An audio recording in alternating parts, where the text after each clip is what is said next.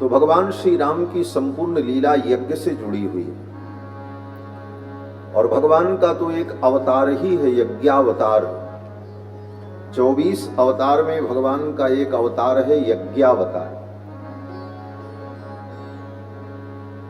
मनु जी महाराज की बेटी आकुति का विवाह रुचि नाम के प्रजापति के साथ हुआ था। उन आकुति देवी के गर्भ से भगवान यज्ञ नारायण प्रकट हुए।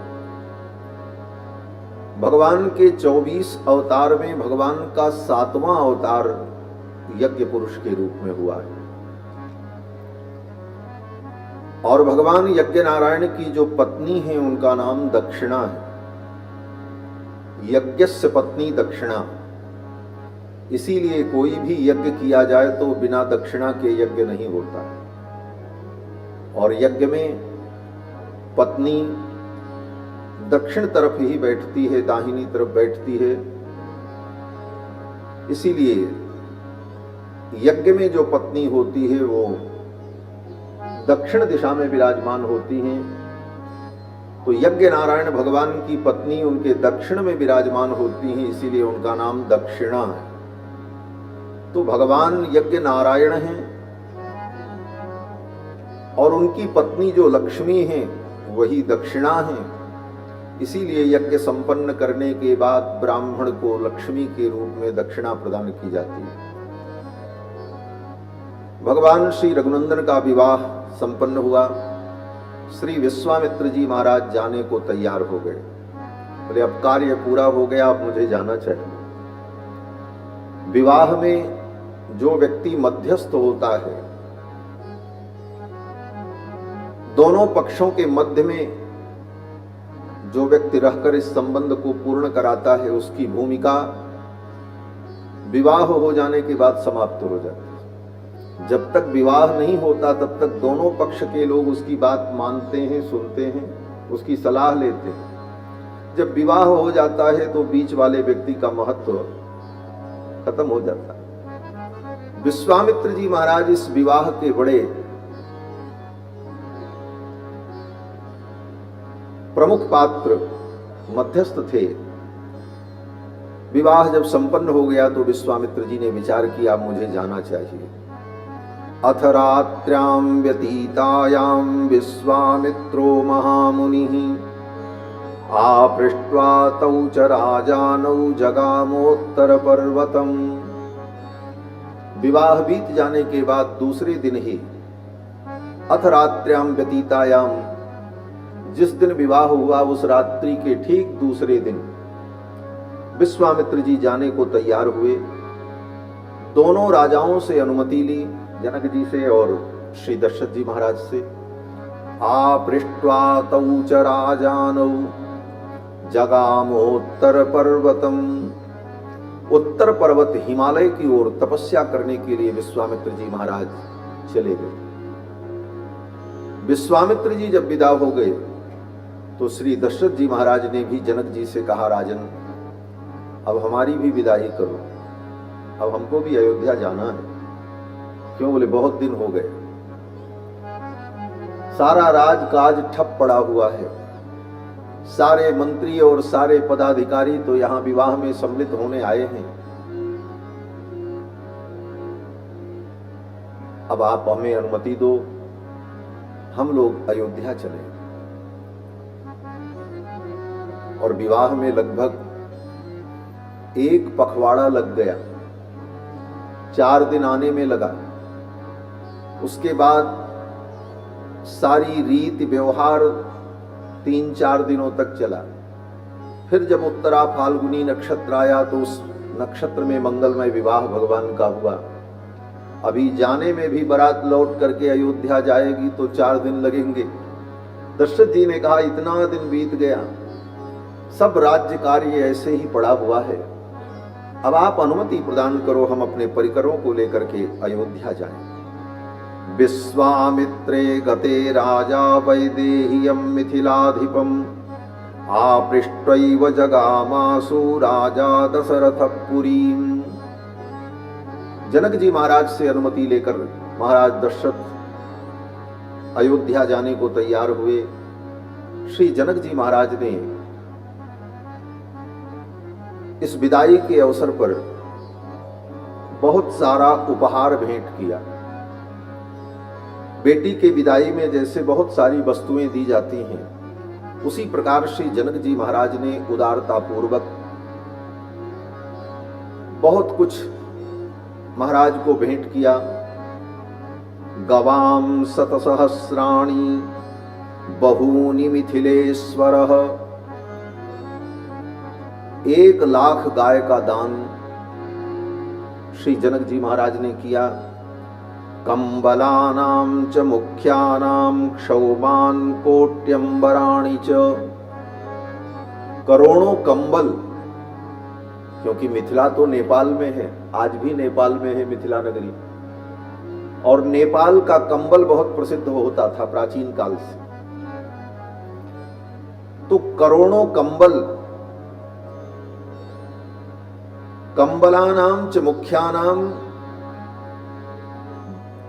क्षौमान कोट्यंबराणि च, और रेशमी वस्त्र के करोड़ों थान कपड़े के श्री जनक जी महाराज ने भेंट में दिया।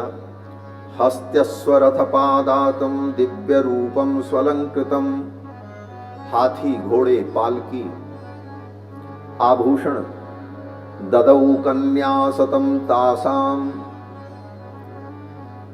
100 दासियां दास और दत्वा बहुविधम राजा समनुज्ञाप्य पार्थिवम। दूसरे शब्दों में कहा जाए तो आज जिसको दहेज कहते हैं, जनक जी महाराज ने दहेज में ये सब वस्तुएं दी। आज दहेज शब्द बड़ा विवादित शब्द हो गया है,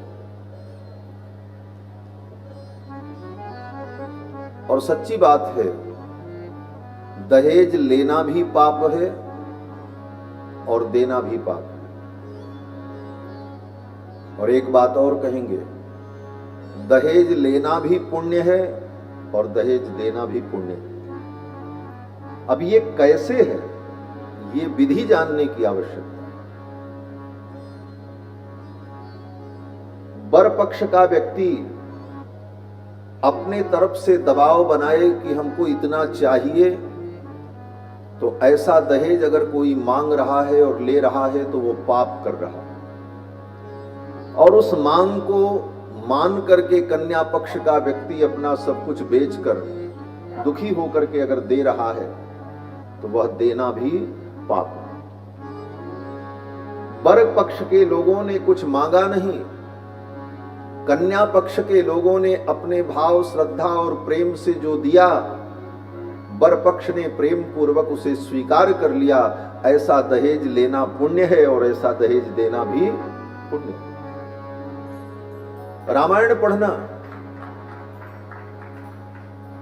भगवान शंकर का विवाह हुआ तो हिमालय ने खूब दाइज दिया, राम जी का विवाह हुआ तो जनक जी ने दिया।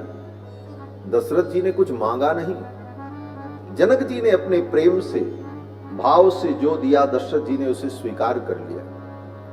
दशरथ जी के पास कोई कमी थी? दशरथ जी का राज्य ऐसा राज्य जिसे इंद्र भी देख करके लज्जित होते थे। गोस्वामी तुलसीदास जी महाराज कहते हैं, अवध राज सुरराज सिंहाही, अयोध्या का राज्य देख करके इंद्र को भी लज्जा होती थी कि मेरे पास इतना धन वैभव नहीं। अवध राज सुरराज सिंहाही, दशरथ धन लख धनद लजाई। दशरथ जी के खजाने को देखकर कुबेर को भी लज्जा आती थी कि इतना बड़ा खजाना तो हमारे पास नहीं। ऐसे दशरथ जी को क्या चाहिए, कोई क्या दे सकता है? लेकिन जनक जी ने प्रेम पूर्वक जो दिया, दशरथ जी महाराज ने उसे स्वीकार किया। दशरथ जी महाराज अपने परिकरों को लेकर, चारों बहुओं को लेकर अयोध्या के लिए चल पड़े। बारात जब मिथिला से लौटती हुई अयोध्या आ रही थी तो अयोध्या से लगभग 150 किलोमीटर पहले ही सरयू नदी के तट पर जब बारात पहुंची, उसी समय श्री परशुराम जी महाराज का आगमन हुआ। बहुत से लोग कल कह रहे थे कि विवाह हो गया, परशुराम जी नहीं आए। परशुराम जी आए। श्रीमद् रामचरितमानस के अनुसार, श्री रामचरितमानस के कल्प के अनुसार जब धनुष टूटा तो उसी समय परशुराम जी आ गए, और श्रीमद् वाल्मीकि रामायण के अनुसार जब विवाह हो गया और बारात रास्ते में आई तब परशुराम जी मिले। बारात जब अयोध्या के सन्निकट पहुंची सरयू के तट पर, तब तक परशुराम जी महाराज का आगमन हो गया। लोगों ने देखा, ददर्श भीम संकासम जटामंडलधारिणम भार्गवम जामदग्नेयम राजा राज विमर्दनम। बड़े बड़े राजाओं का मान मर्दन कर देने वाले श्री परशुराम जी महाराज जटा को मंडलाकार बांधे हुए, जैसे राम जी को चित्र में देखो, जटा को ऊपर ऐसे बांधे हुए, इसी प्रकार परशुराम जी महाराज जटा मंडल धारिणम, अपनी जटाओं को मंडलाकार बांधे हुए, भार्गवम जामदग्नेयम, भृगु के कुल में उत्पन्न जमदग्नि के पुत्र श्री परशुराम जी महाराज। इनकी विशेषता क्या है? बोले राजा राज विमर्दनम, बड़े बड़े राजाओं के राजमद का मर्दन कर देने वाले श्री परशुराम जी महाराज पधारे। कैलासमिव दुर्धर्षम, उनका तेज, उनका पराक्रम ऐसा है जिसका कोई अतिक्रमण नहीं कर सकता। किस प्रकार से? कहते कैलासमिव दुर्धर्षम, जैसे कैलाश को कोई, कैलाश पर्वत का कोई अतिक्रमण नहीं कर सकता, कैलाश का कोई उल्लंघन नहीं कर सकता, उसी प्रकार श्री परशुराम जी महाराज ज्वलंतमिव तेजोभिर, परशुराम जी के अंग अंग से तेज निकल रहा था, तपस्या का तेज और उनके ब्रह्मचर्य का तेज परशुराम जी के रोम रोम से प्रकट हो रहा था। कंधे पर धनुष, बाणों से भरा हुआ तूणीर, कंधे पर शुभ्र यज्ञोपवीत, गले में तुलसी और रुद्राक्ष की मालाएं, मस्तक पर ऊर्ध्वपुंड्र, कंधे पर मृगचर्म, हाथ में परुषा, हाथ में परशु धारण किए हुए श्री परशुराम जी महाराज पधारे। परशुराम जी जब आए तो उनके इस दिव्य रूप को देखकर सभी लोग भयभीत हो गए। तुरंत सेवकों ने दौड़ करके पूजन सामग्री लेकर परशुराम जी का पूजन किया, अर्घ्य दिया, पुष्पांजलि समर्पित की। महर्षि वाल्मीकि कहते हैं कि सभी मुनि महात्माओं ने परशुराम जी महाराज का पूजन किया और पूजन करने के बाद बार बार सब लोग परशुराम जी के चरणों में प्रणाम करने लगे। लेकिन परशुराम जी ने उनकी पूजा और पूजन की उन वस्तुओं की ओर देखा भी नहीं, सीधे आकर के राम जी के सामने खड़े हो गए परशुराम। दशरथ जी महाराज तो मूर्छित हो गए, बेहोश हो गए। अब क्या होगा? दशरथ जी महाराज मूर्छित हो गए। उन्हें तो लोगों ने संभाला। परशुराम जी ने राम जी के सम्मुख जाकर के बिना किसी भूमिका के, न कोई भूमिका न कोई औपचारिकता, परशुराम जी ने कहा, राम दशरथ नंदन राम,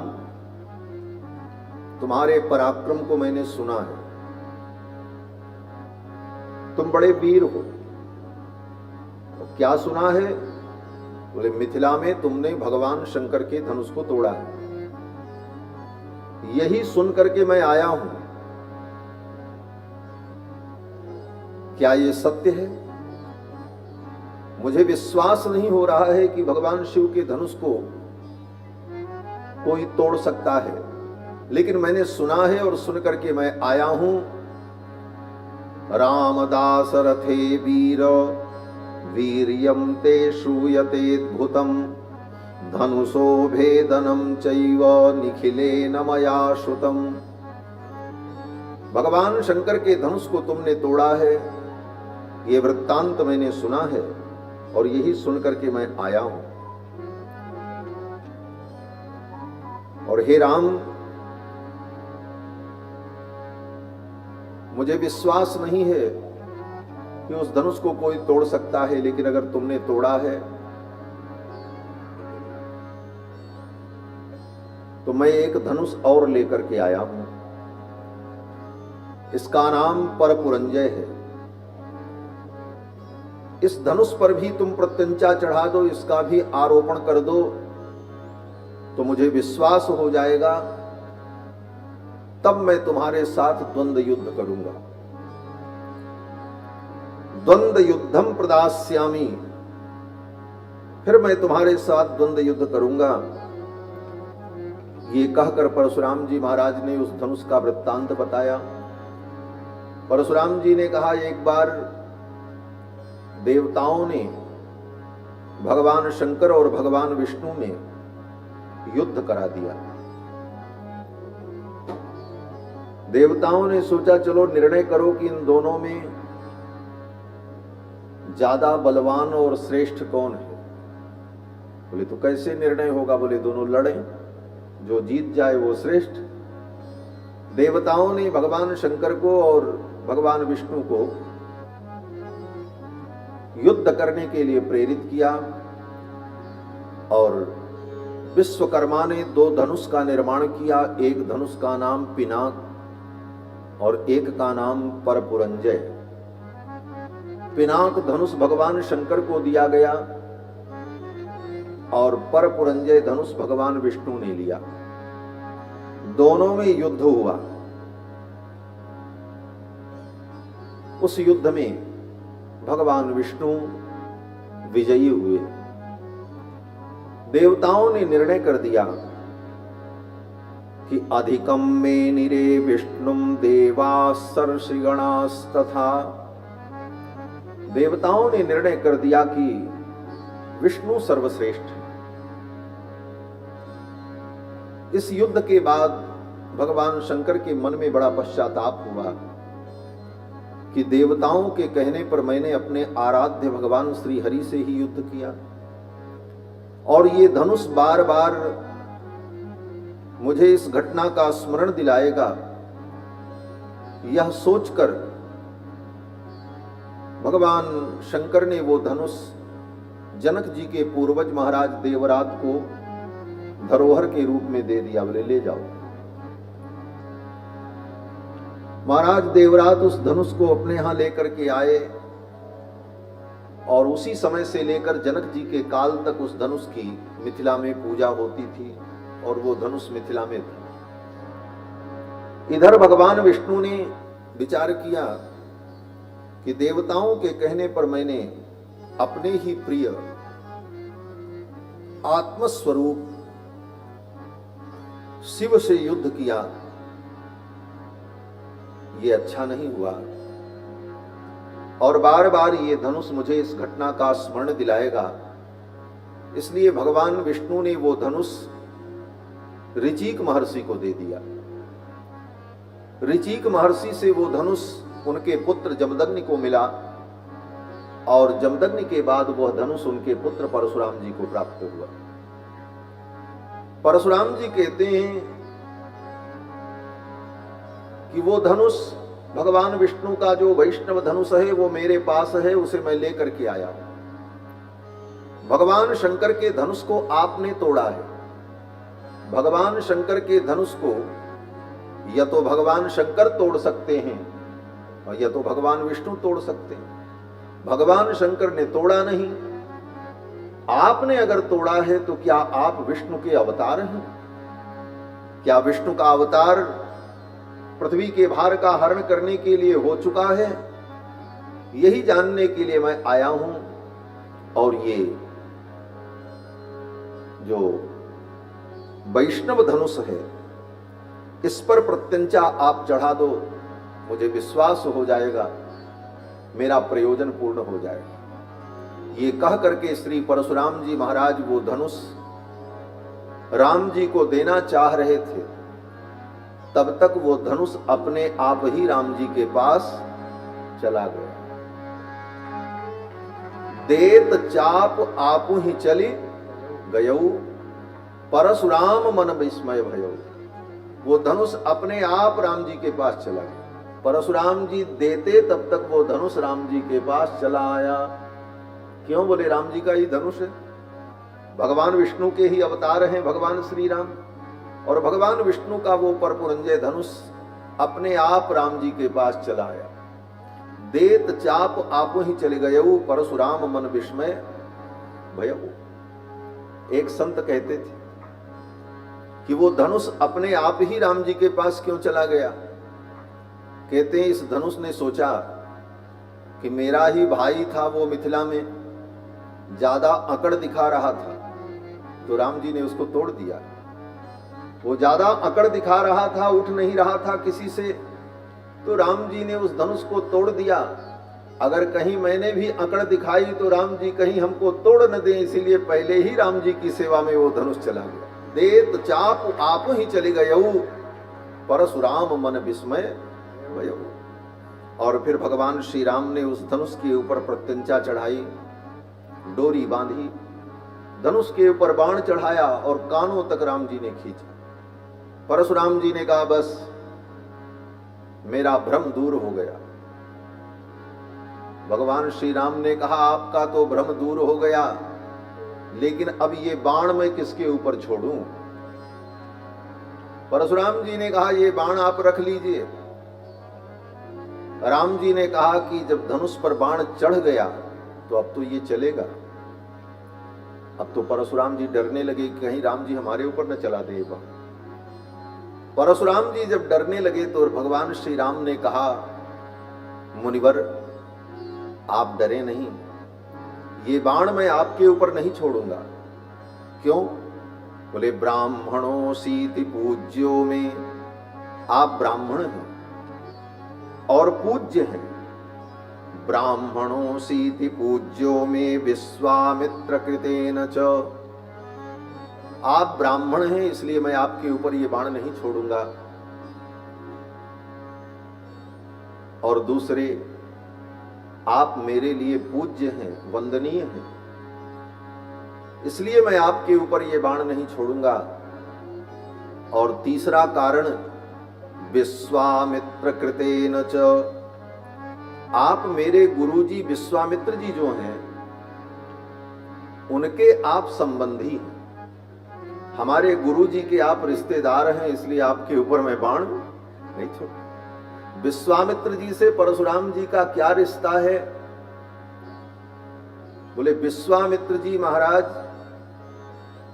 की सगी बहन परशुराम जी की दादी हैं। विश्वामित्र जी की बहन का विवाह ऋचिक महर्षि के साथ हुआ और उनके पुत्र महर्षि जमदग्नि। विश्वामित्र जी के भांजे जो हैं वो जमदग्नि हैं और जमदग्नि के पुत्र परशुराम जी हैं। तो भगवान श्री राम ने कहा कि विश्वामित्र कृतेन च तस्माच्छक्तो न ते राम मोक्तुम प्राणहरम सरम, इसलिए प्राण हरण करने वाला ये बाण मैं आपके ऊपर नहीं छोड़ूंगा। लेकिन अब आप बताओ कि ये बाण मैं किसके ऊपर छोड़ूं?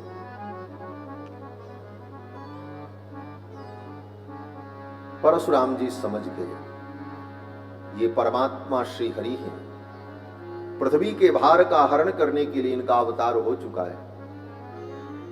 परशुराम जी भी भगवान के अंश हैं। भगवान के 24 अवतार में 16वां अवतार जो है वो परशुराम जी का है और 18वां अवतार श्री राम है। नाम दोनों के एक ही है, उनका भी नाम राम है और ये दशरथ नंदन जो है इनका भी नाम राम है। लेकिन दोनों राम में अंतर कैसे समझ में आए, इसीलिए उनके नाम के आगे परशु का विशेषण लगाया जाता है। परशुराम ऐसा कहा जाता है। नाम तो राम ही है और इनका भी नाम राम है। तो परशुराम जी ने सोचा प्रभु का अवतार जब हो चुका है, पूर्णावतार परिपूर्णावतार, तो अब मेरा प्रयोजन पूर्ण हो गया। परशुराम जी ने कहा, भगवान इस बाण के द्वारा आप मेरे पुण्यार्जित लोकों को समाप्त कर दें। परशुराम जी ने कहा कि इस बाण के द्वारा मेरे पुण्यार्जित लोकों को आप समाप्त कर दें।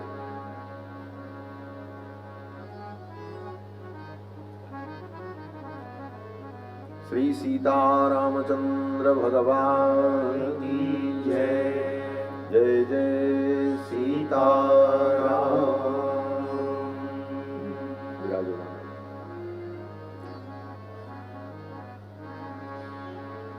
परशुराम जी ने कहा कि इस बाण के द्वारा मेरे पुण्यार्जित लोकों को समाप्त कर दे। इसका मतलब परशुराम जी कहना चाहते हैं कि मैंने जो पुण्य किया है, पुण्य के बल पर मैंने जिन जिन लोगों को जीता है, मेरे वे पुण्य और पुण्य के द्वारा प्राप्त होने वाले जो लोक हैं उनको आप इस बाण के द्वारा समाप्त कर दें। ये सब बात बड़ी महत्वपूर्ण है। कथा के अंदर जो वेदांत है, कथा के अंदर जो तत्वबोध है,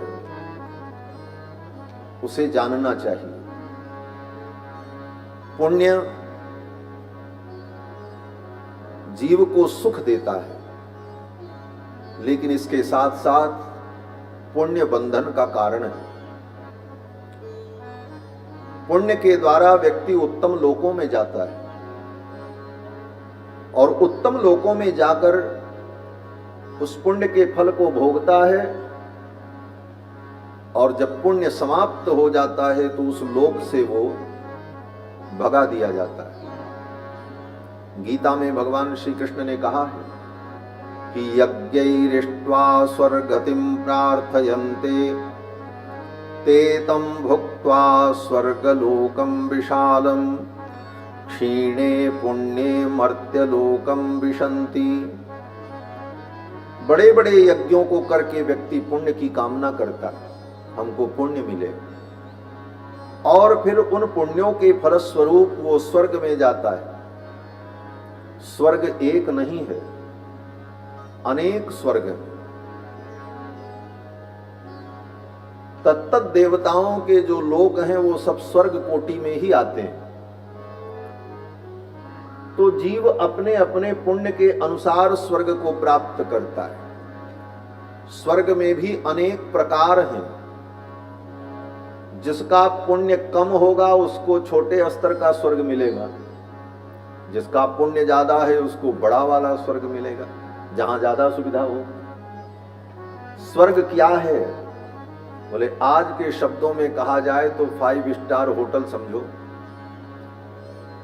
ज्यादा पैसा खर्चा करो तो अधिक सुविधा मिलेगी और कम खर्च करो तो कम सुविधा मिलेगी, लेकिन वो सुविधा पैसे से मिलेगी।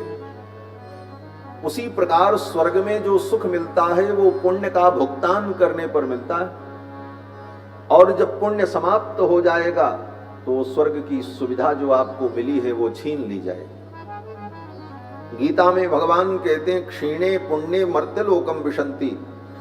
पुण्य के नष्ट हो जाने पर व्यक्ति फिर मर्त्यलोक में, इसी मृत्युलोक में फेंक दिया जाता है। फिर व्यक्ति आकर के पुण्य करे, तो पुण्य करके व्यक्ति स्वर्ग आदि लोकों में जाकर पुण्य के फल को भोगता है और फिर संसार में चला आता है। इसी प्रकार से पाप करने पर व्यक्ति पाप का फल भोगने के लिए नरक में जाता है और नरक में जाकर पाप का फल भोगने के बाद जब उसके पाप समाप्त हो जाते हैं तो फिर मृत्युलोक में आता है।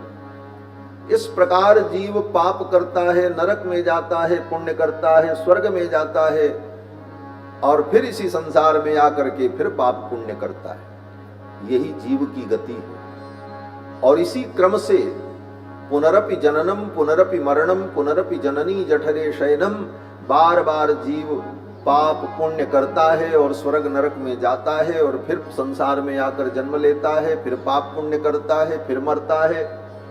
यही जीव का क्रम अनादिकाल से लगा।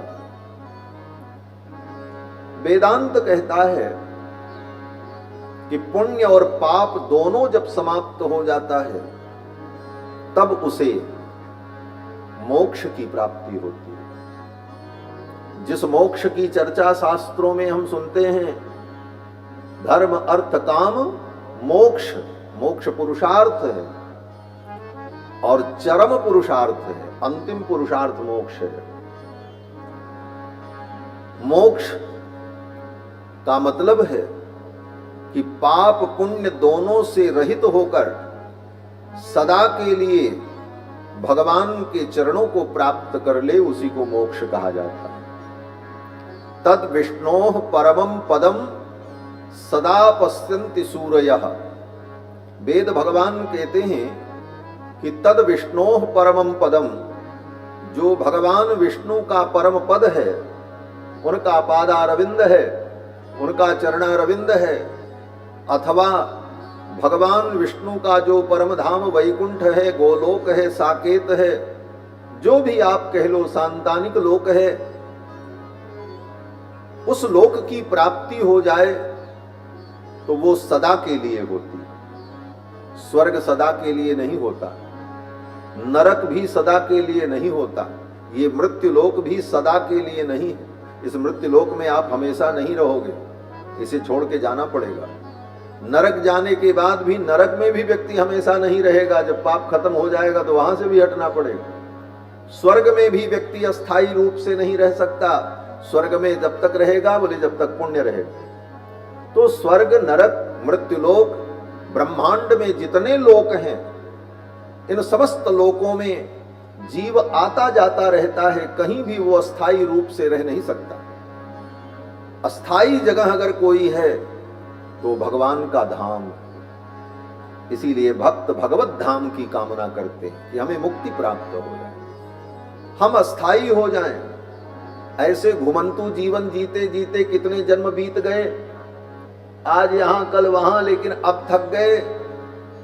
अब तो भगवान के चरणों में पहुंच करके हम स्थायित्व को प्राप्त कर लें, तो भगवान के चरणों में पहुंच जाने पर जीव को परम शांति की प्राप्ति होती है और सदा के लिए वो भगवान के चरणों को प्राप्त कर लेता है। वेद भगवान कहते हैं कि तद विष्णोः परमं पदम सदा पश्यन्ति सूरयः, और उस पद को पाने के बाद जीव को फिर कभी संसार में लौट करके नहीं आना पड़ता। अर्जुन ने भगवान से पूछा, प्रभु आपका जो धाम है वैकुंठ, गोलोक, साकेत, उसकी क्या विशेषता है? तो भगवान कहते हैं, अर्जुन न तद्भासयते सूर्यो, वहां सूर्य का प्रकाश नहीं होता। तब चंद्रमा का प्रकाश होता होगा। प्रकाश के तीन ही साधन हैं। दिन में सूर्य भगवान का प्रकाश होता है, रात में चंद्रमा का प्रकाश होता है, और चंद्रमा के प्रकाश से भी अगर काम न चले तो व्यक्ति अग्नि का उपयोग करता है, दीपक जलाता है, अग्नि का प्रकाश होता है। प्रकाश देने वाले तीन, सूर्य, चंद्रमा और अग्नि। भगवान कहते हैं, अर्जुन मेरे धाम में न सूर्य का प्रकाश होता है, न चंद्रमा का प्रकाश होता है, न अग्नि का प्रकाश होता है। भगवान ने कहा कि न तद्भासयते सूर्यो न शशांको न पावकः, अर्जुन ने कहा महाराज तब तो वहां अंधेरा ही रहता होगा, न सूर्य का प्रकाश, न चंद्रमा का प्रकाश, न अग्नि का प्रकाश। तो कहते नहीं, वैकुंठ स्वयं प्रकाशमय है और भगवान के प्रकाश से वो प्रकाशित होता है, वहां सूर्य चंद्रमा और अग्नि के प्रकाश की जरूरत नहीं होती। न तद्भासयते सूर्यो न शशांको न पावकः यद गत्वा न निवर्तन्ते तद्धाम परमं मम। भगवान कहते हैं वहां मेरे धाम में जाने के बाद, यद गत्वा न निवर्तन्ते, वहां जाने के बाद जीव को फिर कभी लौट करके संसार में नहीं आना पड़ता, वो मेरा धाम है। इसी को कठोपनिषद में वेद भगवान कहते हैं कि यस्तु विज्ञानवान भवति सौमनस्क सदा शुचिः सच तत्पदमवाप्नोति यस्मात् भूयो न जायते। जो विज्ञानवान होकर, तत्वज्ञ होकर, भगवत तत्व को जानकर उस परम पद को प्राप्त कर लेता है, तस्मात् भूयो न जायते, वहां से उसे पुनः संसार में नहीं आना पड़ता। लेकिन ये कब होता है? बोले जब पुण्य और पाप दोनों समाप्त हो जाए। वेद कहता है कि पुण्य पापे विधूय, पुण्य और पाप दोनों समाप्त हो जाए। कारण बोले पुण्य भी बंधन का कारण है और पाप भी बंधन का कारण है। अंतर केवल इतना है कि पुण्य सोने की जंजीर है और पाप लोहे की जंजीर। किसी पक्षी को पिंजड़े में बंद करो तो उसे यही अनुभव होता है कि हम बंधन में हैं, चाहे वो पिंजड़ा सोने का हो और चाहे लोहे का, बंधन दोनों। तो पुण्य पाप ये दोनों बंधन के कारण हैं, इन दोनों से हम निवृत्त हो जाएं। पुण्य पापे विधूय निरंजन परमं साम्यमुपैति। अब इसका तरीका क्या है कि पुण्य पाप दोनों से हम कैसे मुक्त हों? तो इसका तरीका है, एक तरीका है ज्ञान। ज्ञान के द्वारा ज्ञान की अग्नि में अपने सारे कर्मों को भस्म कर दो। गीता में भगवान कृष्ण कहते हैं ज्ञानाग्नि दग्ध कर्माणः, ज्ञान की अग्नि में अपने कर्मों को, पाप पुण्य रूपी कर्मों को दग्ध कर दो, खत्म हो जाए, कारण समाप्त हो जाए। लेकिन ज्ञान की अग्नि में हम अपने कर्मों को दग्ध कर दें, ये सबके लिए संभव नहीं है, क्योंकि ज्ञान का मार्ग बड़ा कठिन है। ज्ञान के पंथ कृपाण की धार, जैसे तलवार के ऊपर चलना कठिन है, उसी प्रकार ज्ञान मार्ग पर चलना बहुत कठिन है। नंगी तलवारें बिछी हों और नंगे पांव आपको उस पर चलना पड़े, कितना कठिन है। असावधान हुए पैर कट जाएगा, और थोड़ा भी अगर चूक हो गई, गिर गए तो पूरे शरीर में कितनी तलवारें लगेंगी पता ही नहीं। इसीलिए ज्ञान मार्ग को अत्यंत कठिन मार्ग कहा गया। श्रीमद् रामचरितमानस में गोस्वामी तुलसीदास जी महाराज वर्णन करते हैं कि वेदों ने जब भगवान की स्तुति की तो वेदों ने कहा, हे भगवान, जो ज्ञान मार्ग में रहते हैं उनको कभी कभी ज्ञान का अहंकार भी आ जाता है, और ज्ञान के अहंकार के कारण उनका बड़ा घोर पतन भी हो जाता है। जे ज्ञान मान विमत्त तव भव हरणि भक्ति न आदरी, ते पाई सुर दुर्लभ पदादपि परत हम देखत है। वेदों ने कहा कि ज्ञान में विमत्त होकर व्यक्ति का पतन हो जाता है। तो ज्ञान के द्वारा कर्मों का क्षय होता है, लेकिन ज्ञान मार्ग बहुत कठिन है। कर्म बोले कर्म मार्ग भी है, लेकिन कर्म मार्ग में ये समस्या है, सारे कर्मों को करते हुए निष्काम भाव से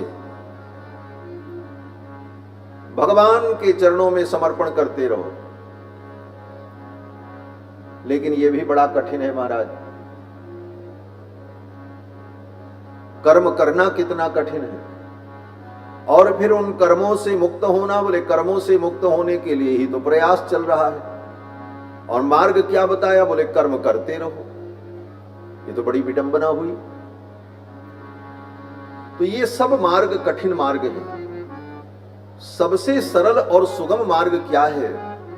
बोले शरणागति, भगवान के चरणों में अपना समर्पण कर दो। शरणागति संपूर्ण गीता में भगवान ने अर्जुन को ज्ञान का मार्ग बताया, कर्म का मार्ग बताया, निष्काम कर्म योग बताया, भक्ति योग बताया कि इन साधनों से तुम कर्म बंधन से मुक्त होकर मोक्ष को प्राप्त कर लोगे।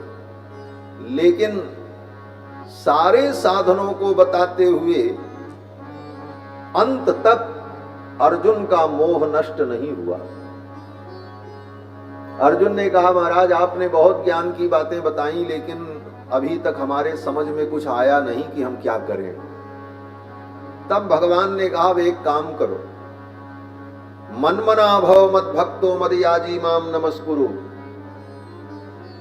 अपना मन मुझ में लगा दो, मेरा यजन करो, मुझे प्रणाम करो, मेरे चरणों में समर्पण कर दो, शरणागति कर दो। ये श्लोक श्रीमद् भगवत गीता में 2 बार आया है, 9वें अध्याय में और फिर सीधे 18वें अध्याय में।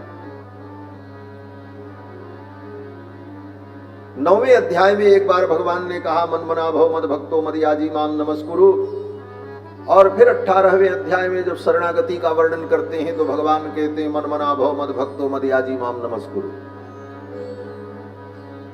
सब कुछ छोड़कर तुम मेरी शरण में चले आओ। यद्यपि गीता का लोग खूब पाठ करते हैं, गीता पर बड़े बड़े व्याख्यान होते हैं, और लोग कहते हैं गीता कर्म का निरूपण करती है, गीता ज्ञान का निरूपण करती है। गीता में कर्म ज्ञान सब का निरूपण है, लेकिन आनुषांगिक निरूपण है। आनुषांगिक मतलब अंग के रूप में।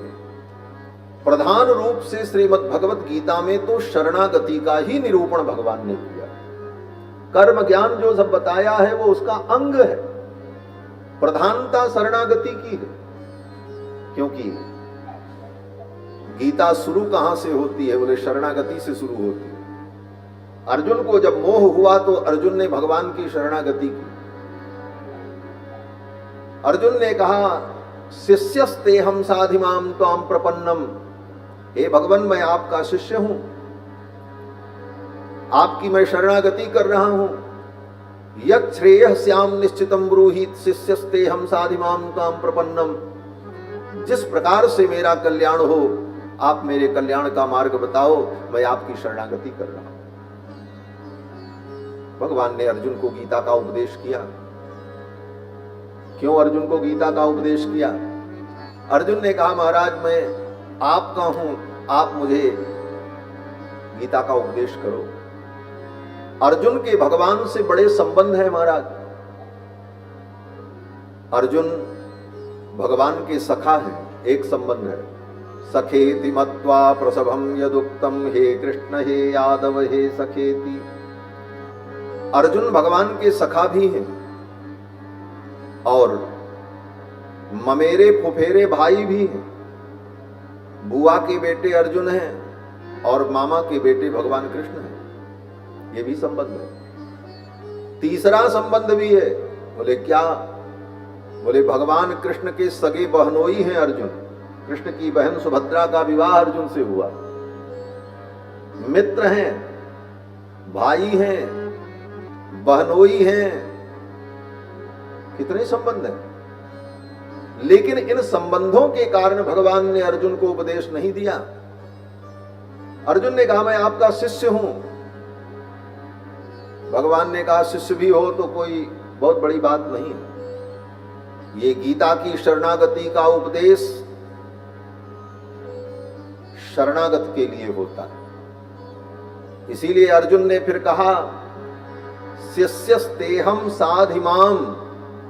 मैं आपका शिष्य हूं, हमें उपदेश करो। तब तक भगवान ने उपदेश नहीं किया।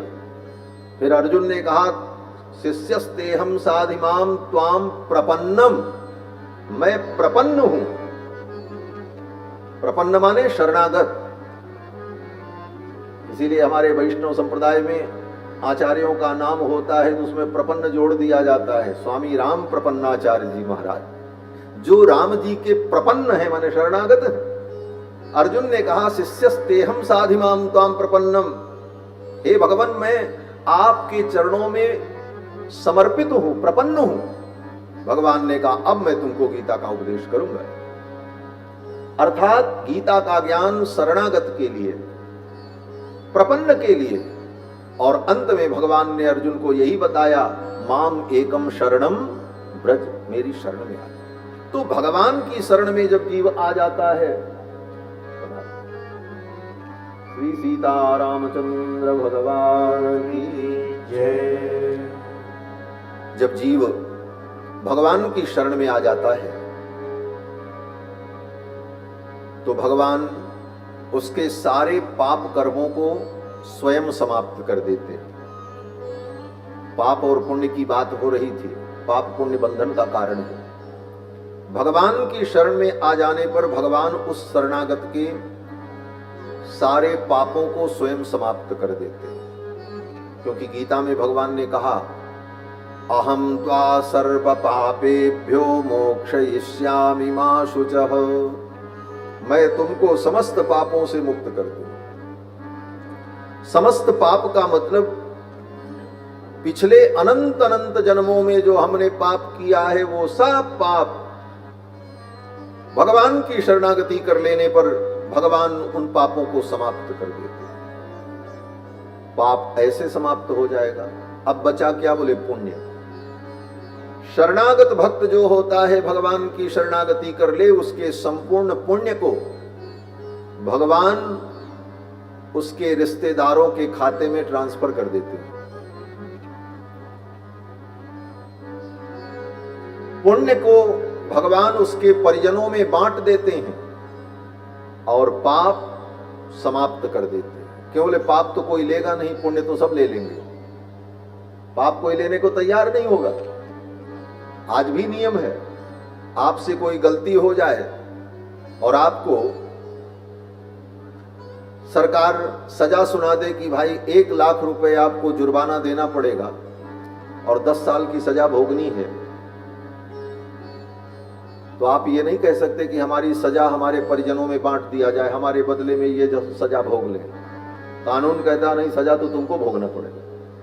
और अगर आपने कोई अच्छा काम किया और सरकार ने कहा इनको 10 लाख रुपए पुरस्कार दिया जाए, तो आप कह दो कि भाई ये 10 लाख रुपया जो हमको मिल रहा है ये गरीबों में बांट दिया जाए। बोले बांट दिया जाएगा, ताली बज जाएगी, आपकी जय जयकार हो जाएगी, वो बट जाएगा, पुण्य बट जाएगा, लेकिन पाप कोई बांटने को तैयार नहीं।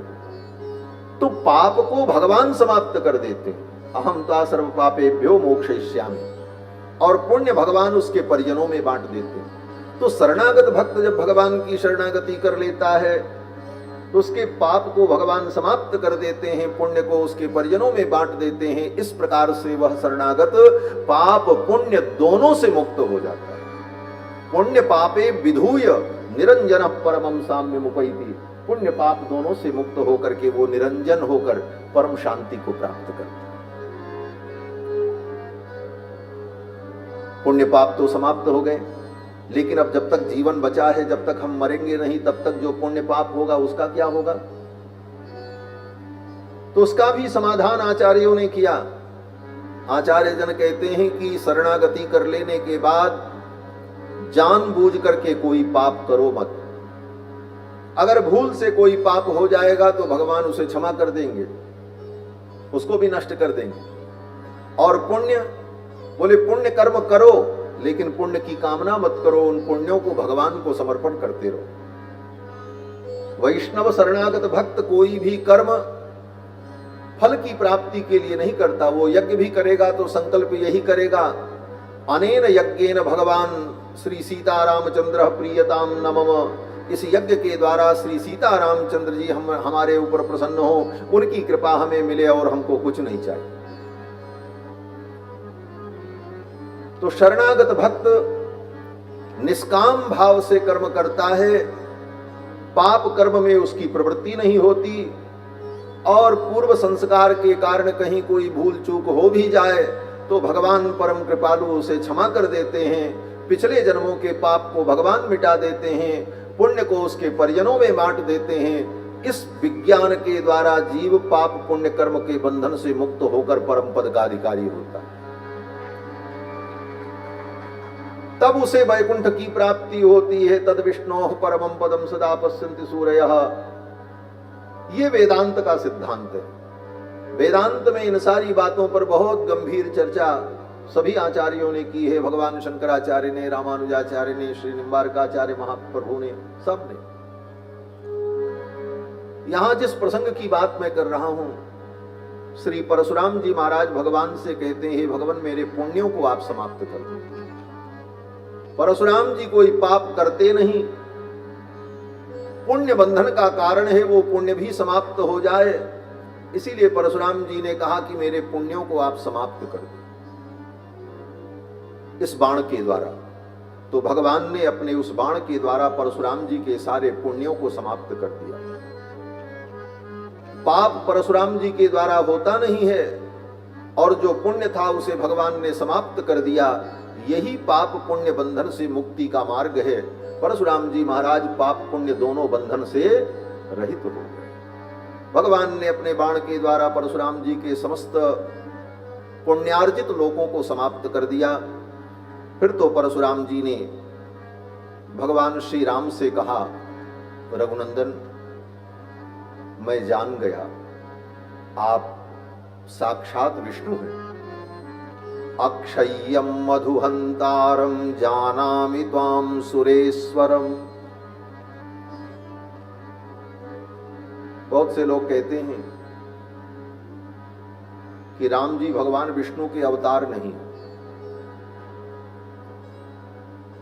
लेकिन वाल्मीकि रामायण में पग पग पर प्रसंग में महर्षि वाल्मीकि ये स्पष्ट करते हैं कि भगवान विष्णु के अवतार भगवान श्री रघुनंदन।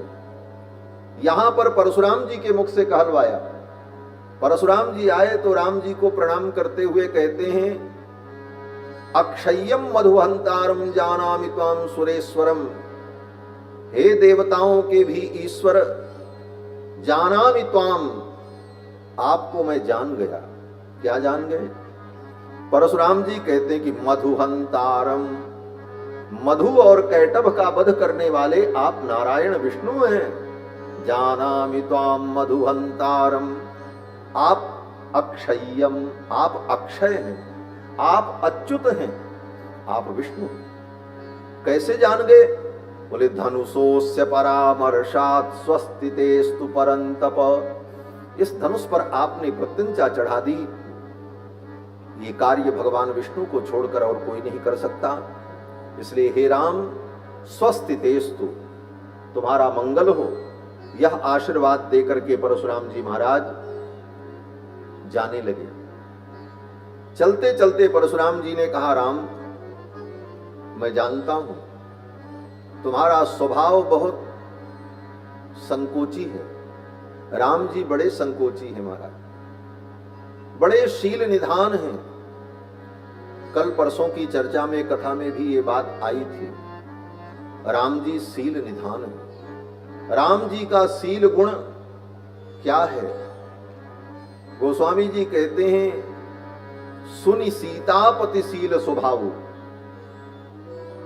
सीतापति रघुनंदन के शील को सुनकर अगर तुम्हारे आंखों में आंसू नहीं आए, शरीर में रोमांच नहीं हुआ, कंठ गदगद नहीं हुआ, तो गोस्वामी जी कहते हैं धिक्कार है तुमको। तुम मट्टी खाओ, धूल खाओ, तुम्हारा जीवन बेकार है। क्या है राम जी का शील? बोले एक उदाहरण,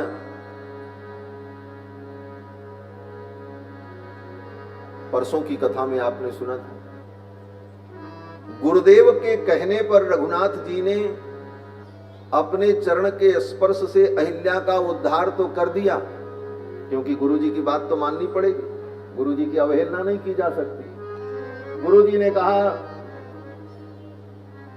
चरण कमल रज चाहती कृपा करो रघुवीर। तो गुरु की आज्ञा मान करके अहिल्या को चरण से छू करके तार तो दिया, लेकिन राम जी का शील देखो, मन में संकोच होने लगा। गुरु जी की बात तो हमने मान ली और मानना भी चाहिए, लेकिन एक गड़बड़ी तो हो गई। क्या गड़बड़ी हो गई?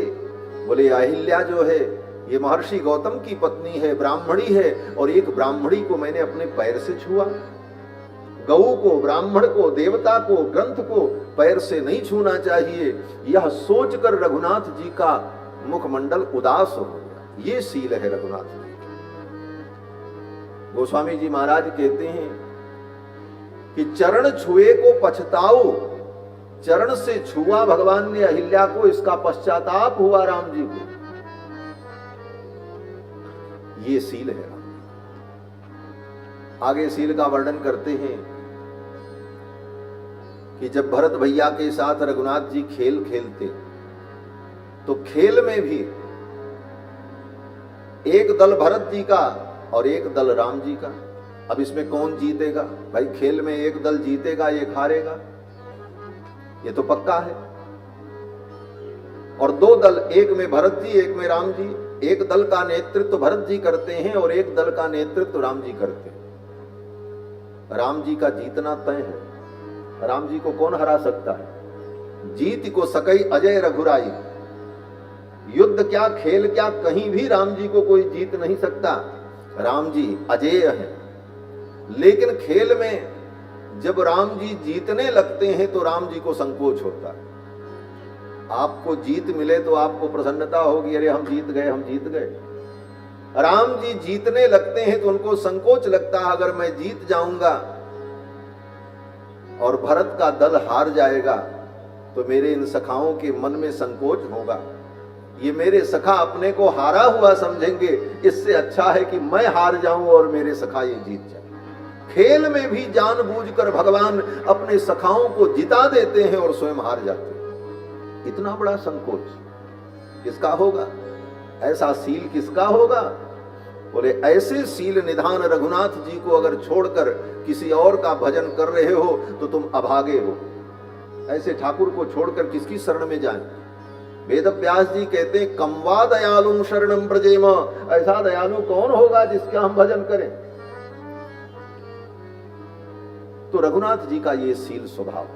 परशुराम जी कहते हैं राम तुम बड़े सील निधान हो, और मैं जानता हूं तुम्हारे मन में संकोच होगा कि एक ब्राह्मण को मैंने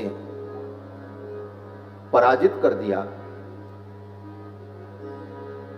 इस बात का आपके मन में संकोच होगा, लेकिन हे राम इस बात का संकोच मत करना। परशुराम जी कहते हैं नचेयम तवर काकुस्थ ब्रीडा भवितुमर्हति। परशुराम जी कहते हैं हे ककुस्थ कुलभूषण, ककुस्थ के कुल में उत्पन्न होने वाले काकुस्थ, राम जी का एक नाम है काकुस्थ। ककुस्थ के वंश में उत्पन्न हुए इसलिए नाम है काकुस्थ। ककुस्थ नाम के एक राजा हुए, राम जी के पूर्वज थे, बड़े वीर थे। जब वो युद्ध करने जाते थे तो युद्ध में देवराज इंद्र ही उनके लिए वृषभ बन जाते थे। और जो वृषभ होता है साण, जिसको साण कहते हैं, उसके पीठ पर जो डीला होता है उसी को कहते हैं ककुद। तो महाराज जब युद्ध करने जाते थे तो उसी ककुद पर बैठते थे। दोनों पैरों के बीच में वो ककुद आ जाता था और आराम से बैठ जाते थे, और उस वृषभ पर बैठकर महाराज युद्ध करने के लिए जाते थे, इसलिए उनका नाम पड़ गया ककुस्थ। ककुत पर जो विराजमान हो ककुस्थ, और उनके वंश में उत्पन्न होने के कारण भगवान का नाम है काकुस्थ। ककुस्थ के वंश में उत्पन्न हुए इसलिए भगवान श्री राम का एक नाम काकुस्थ। परशुराम जी कहते हैं हे राम नचेयम तव काकुस्थ ब्रीडा भवितुमर्हति। हे राम तुम लज्जा मत करना, ब्रीडा मत करना कि मैंने एक ब्राह्मण को पराजित कर दिया। दुनिया में इस त्रिलोकी में किसी के अंदर साहस नहीं है कि इस परशुराम को पराजित कर दे। और अगर ये परशुराम पराजित हुआ है तो किसी ऐरे गहरे नत्थु खैरे से पराजित नहीं हुआ है। त्वया त्रैलोक्य नाथेन यदहम विमुखीकृतः, हे रघुनंदन तुम त्रिलोकी के नाथ हो और त्रिलोकी के नाथ से अगर मैं पराजित हुआ तो इसमें मुझे भी कोई लज्जा नहीं है, ये तो मेरे लिए गौरव। ये परशुराम जी का, परशुराम जी कहते हैं त्वया त्रैलोक्य नाथेन यदहम विमुखीकृतः, आप त्रिलोकी के स्वामी हैं और आपके द्वारा मैं अगर पराजित हुआ तो आपको भी लज्जा की आवश्यकता नहीं है और मुझे भी कोई लज्जा नहीं, मैं प्रसन्न हूं। और ये कह करके परशुराम जी महाराज विदा हो गए। परशुराम जी महाराज जब चले गए, वो धनुष वहीं दे दिया राम जी को। दिया क्या, वो धनुष तो अपने आप ही राम जी के पास चला आया। देत चाप आप ही चले गयऊ, परशुराम मन विस्मय भयऊ। इसका एक अर्थ और भी है।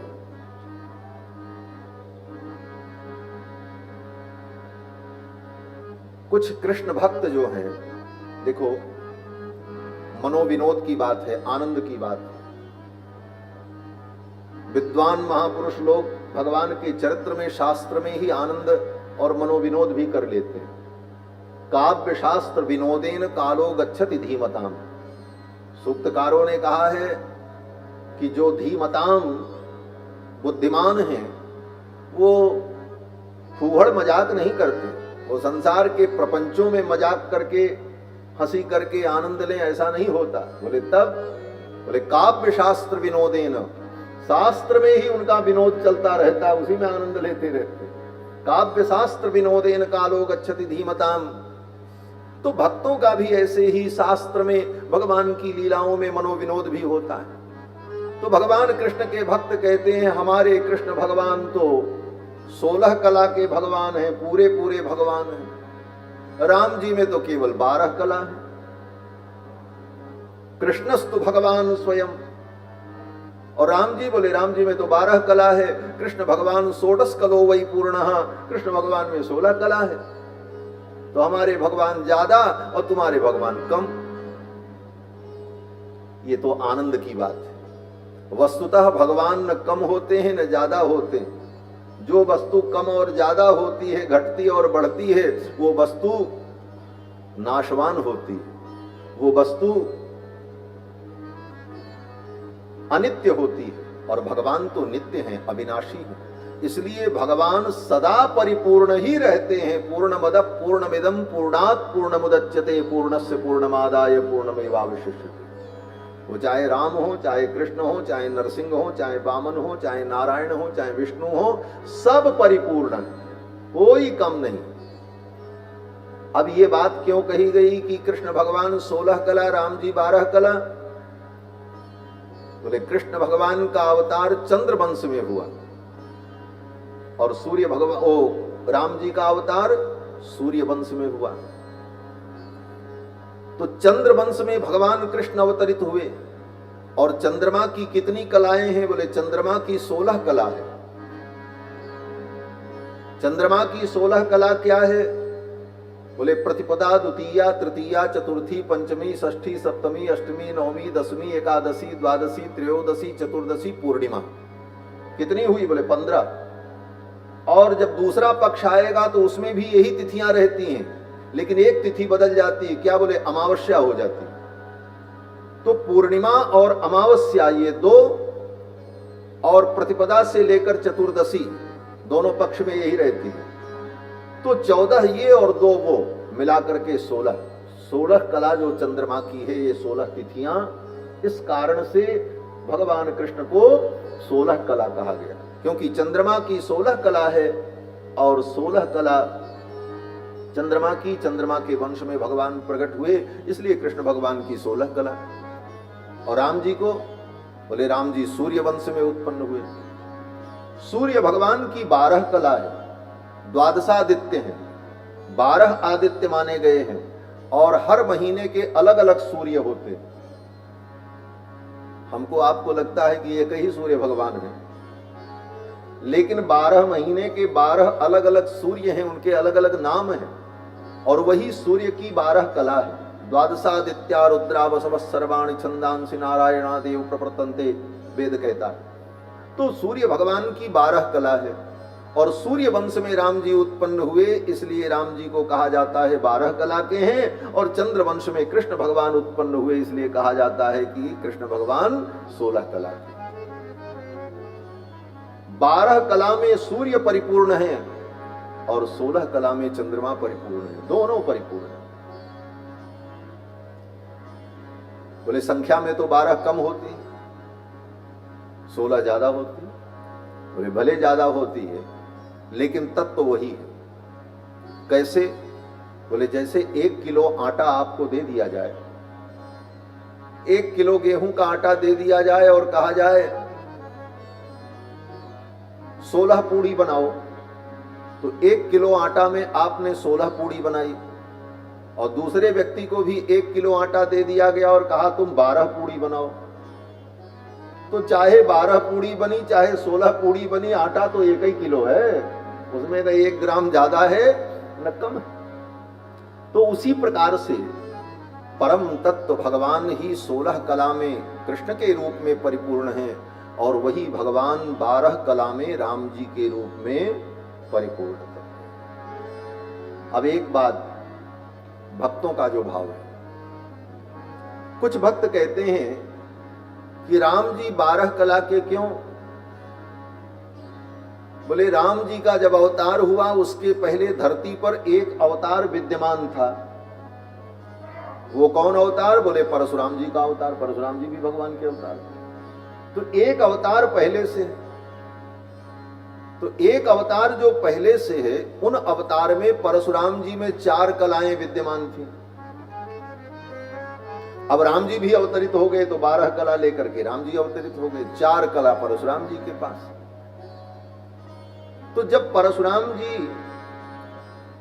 अपना धनुष राम जी को देने लगे तो धनुष तो राम जी के पास गया ही गया, लेकिन परशुराम जी के अंदर जो 4 कलाएं भगवान विष्णु की थी वो कलाएं भी निकल करके राम जी में चली गई। देत चाप आप ही चली गयऊ, परशुराम मन विस्मय भयऊ। और ये प्रमाण बोले नरसिंह पुराण में वेदव्यास जी महाराज वर्णन करते हैं कि ततः परशुरामस्य देहार निर्गत्य वैष्णवम। परशुराम जी के अंदर जो वैष्णव तेज था, भगवान की 4 कलाएं उनके अंदर थीं। पश्यताम सर्वदेवानाम तेजो राम उपाविशत। लोगों के देखते देखते परशुराम जी के अंदर से वो वैष्णव कला निकल करके राम जी में समाहित हो गई। अब तो हो गए 16 कला न, 12 पहले की थी, 4 परशुराम जी वाली भी आ गई।